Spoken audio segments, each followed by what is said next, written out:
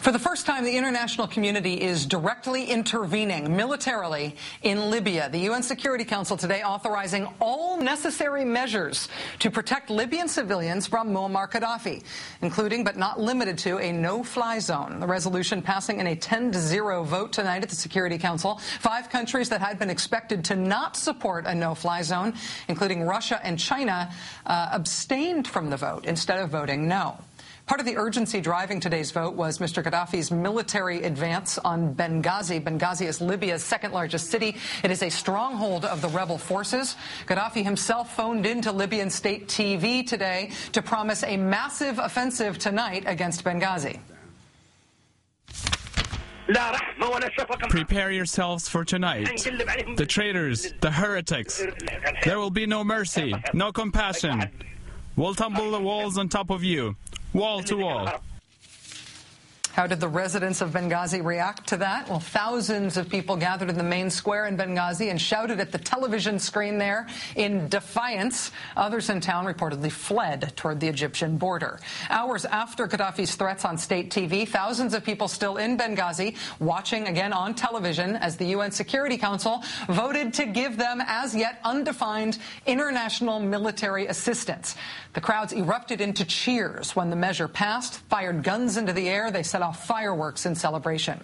The nation of Italy says it is offering its air bases to launch a no-fly zone operation. The nation of France says it supports military action beyond a no-fly zone immediately. As for the U.S., our government says we are preparing for action. Secretary of State Hillary Clinton, earlier today on a visit to Tunisia, right next door to Libya, laid out exactly what such action could be.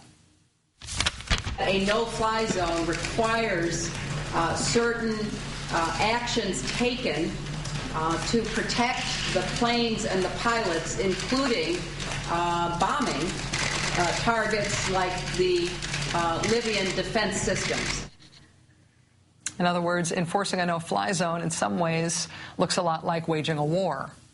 So far, the uprisings against the Arab dictators have been domestic affairs, people rising up on their own terms to define their own futures, a prospect both exhilarating and a little worrying for Western countries standing on the sidelines.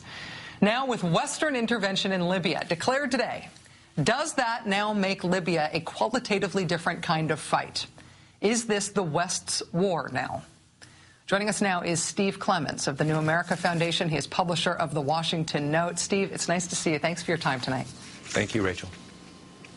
How much intervention do you think we are talking about here? What do you think the U.S. and other Western countries will end up doing in Libya now that this resolution is passed?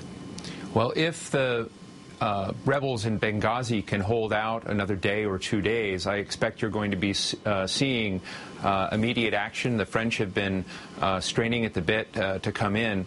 But fundamentally, you've got to coordinate the actions of others. Hopefully, there'll be Arab participants that come into this that are also part of the action. I think it's very potentially nasty if it's only Western NATO forces that are coming into Libya. That we can talk about that in a moment, perhaps. But I suspect that what Hillary Clinton just said is that you're going to see the targeting of various forms of defensive capacity, the beginning of doing things we should have done, I think, a week ago, which was scrambling and jamming Gaddafi's ability to communicate with his forces, and hopefully some rearming and re-equipping of the opposition forces with their own ammunition and capacity to fight this war. I think it's very important that we try and keep this their war and not our war.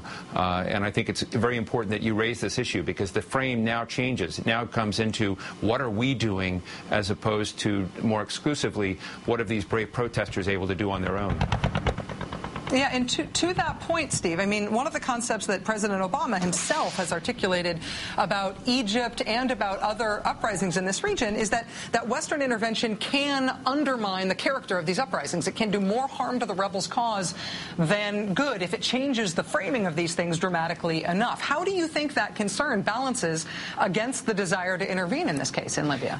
I think what Bob Gates has been trying to say at various places in this debate, I think, is that we need to be careful of the size of our footprint in what we choose to do. I think Gaddafi's a monster. I want the opposition to get rid of him. But at the same time, if we help an opposition win, where fundamentally we've embedded ourselves so deeply in helping Assad win a civil war, and our ships and fighters and planes and bombs have helped turn this around, and we're embedded, we don't have a very good legacy of showing, one, that we can get out, and two, we undermine, I think, the legitimacy of part of those forces that won. That immediately you get another side that begins to challenge the legitimacy of one faction of the opposition as having sold out to the West. The narrative of Western intervention and humiliation of that area of the world by Western powers is a very, very strong narrative in these societies, and it's almost as if we're not talking about that at all here, and that worries me. Steve, have we also been focusing too much tactically on the no-fly zone itself? I mean, yes. I'm no expert about these things, but it seems to me like a no-fly zone itself will not necessarily turn the military tables in the rebels' favor. I mean, Gaddafi is not winning these fights mostly because of fighter jets, it doesn't seem. Well, I've been among one of others, Richard Haas and others, have been saying, you know, we're running to this as an emotional holding place for ourselves because we want to help those people, and I understand that motion. And so no-fly zone, because we did this in Iraq, the British and Americans imposed a no-fly zone there. It seemed to be the easiest in our own minds of something that could be done that could keep these bombers and aircraft of ravaging and just, terrorizing the Libyan opposition. But it doesn't change the facts on the ground, and Gaddafi has more than enough resources, and he's armed himself well with infantry and tanks.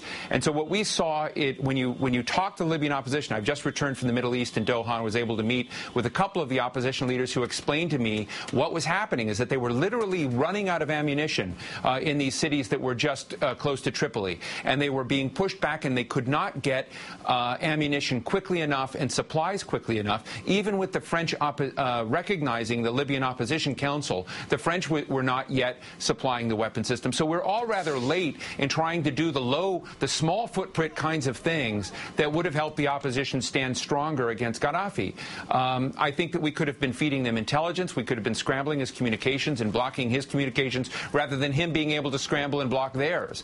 So to a certain degree, the no-fly zone was a holding place for our own emotional sentiment of wanting to help people, but we weren't asking what was most efficacious in actually helping the opposition to stand their ground and hopefully to keep the dynamics running against Gaddafi. And with the no-fly zone being the focus of it, I think not as much focus today on the fact that what just passed today authorizes all necessary measures here. So whatever happens with the no-fly zone, this is now starting. This is now starting internationally. Steve Clements of the Washington Note. Steve, thank you. It's great to have your insight on this stuff. I always appreciate it. Thank you, Rachel.